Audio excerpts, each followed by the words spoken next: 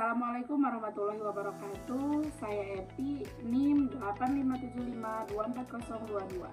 Hari ini saya akan membahas isu-isu kontemporer dalam pendidikan nasional dengan mengaitkannya pada pilar-pilar pendidikan menurut Ki Hajar Dewantara. Yang pertama, makna pilar dalam konteks pendidikan sebagai dasar atau tiang penguat sistem pendidikan. Kita melihat pendidikan nasional menghadapi disrupsi besar di era digital. Namun, sekuat apapun badai perubahan itu, sebuah bangunan hanya akan terdiri kokoh jika memiliki pilar yang kuat. Dalam konteks pendidikan, pilar bukan sekedar tiang fisik. Pilar adalah dasar filosofis, nilai fundamental, dan tiang penguat yang menopang seluruh sistem pembelajaran. Jika pilar ini rapuh, maka arah pendidikan bangsa kita akan mudah goyah oleh arus zaman. Kedua, prinsip dasar pendidikan menurut Ki Hajar Dewantara. Berbicara tentang pilar pendidikan Indonesia, kita tidak bisa lepas dari trilogi kepemimpinan Ki Hajar Dewantara.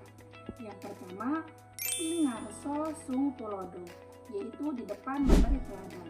Kedua, Ing Madya Mangun Karso, di tengah membangun semangat atau ide. Dan yang ketiga yaitu Tuturi Handayani, yang artinya di belakang memberikan dorongan.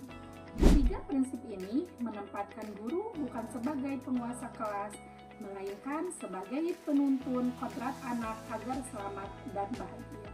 Yang ketiga, analisis, relevansi, dan tantangan penerapan prinsip tersebut dalam era digital. Lalu, apakah prinsip abad ke-20 ini masih relevan di era digital saat ini? Jawabannya sangat relevan. Justru menjadi kompas di tengah krisis. Namun, tantangannya telah berubah bentuk. Mari kita bedah.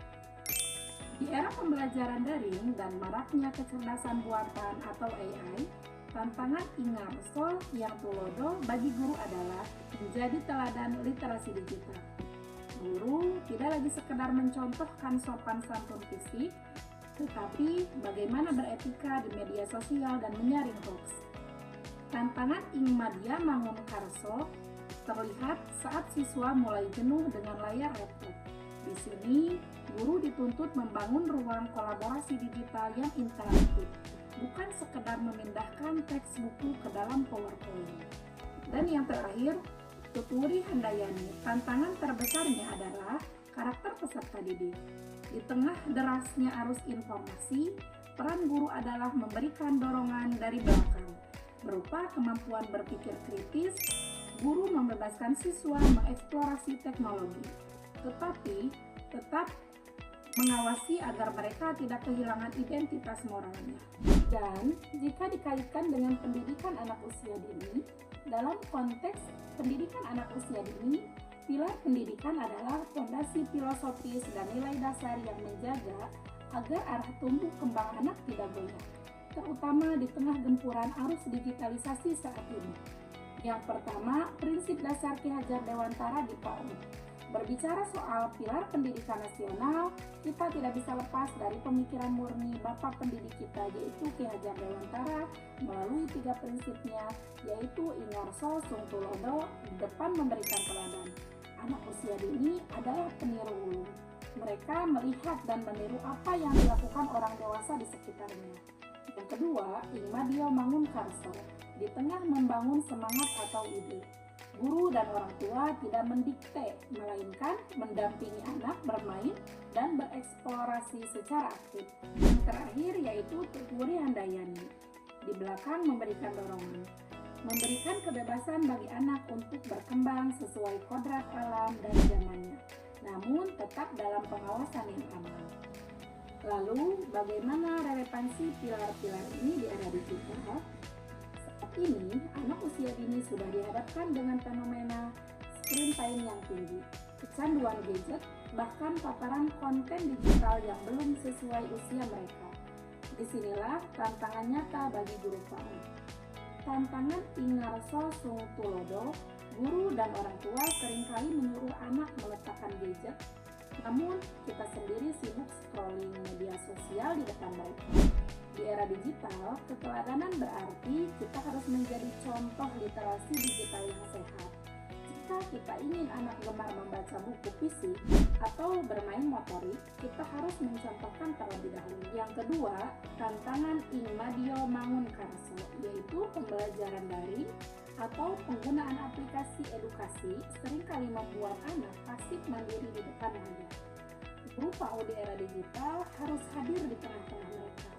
Contoh aktualnya yaitu mengintegrasikan teknologi secara bijak, seperti menonton video animasi pendek tentang hewan bersama-sama. Lalu, mengajak anak berdiskusi dan bergerak menirukan suara hewan tersebut secara fisik. Jadi, teknologi digunakan sebagai stimulan, bukan pengganti interaksi. Ketiga yaitu tantangan Tuturi Handayani. Membiarkan anak mengeksplorasi dunia digital bukan berarti lepas tangan. Dorongan yang kita berikan adalah berupa scaffolding atau bantuan bertahap dan batasan yang aman bagi anak. Yang terakhir yaitu refleksi dan kesimpulan. Sebagai refleksi penutup, pilar pendidikan Ki Hajar Dewantara adalah obat penawar bagi persoalan kontemporer PAUD saat ini. Persoalan utama kita bukanlah teknologi, melainkan hilangnya sentuhan kemanusiaan dan degradasi karakter pada anak akibat digitalisasi yang kebablasan. Dengan menerapkan prinsip AMONG, menuntun dengan kasih sayang, kita diingatkan bahwa esensi pendidikan PAUD di era digital tetaplah bermain seraya belajar. Teknologi hanyalah alat, sedangkan hati, keteladanan, dan sentuhan fisik seorang guru tidak akan pernah bisa digantikan oleh kecerdasan buatan atau AI secanggih apapun. Mari kita kokohkan pilar ini demi menyelamatkan masa emas anak-anak Indonesia. Terima kasih, salam sukses, dan salam merdeka belajar. Assalamualaikum warahmatullahi wabarakatuh.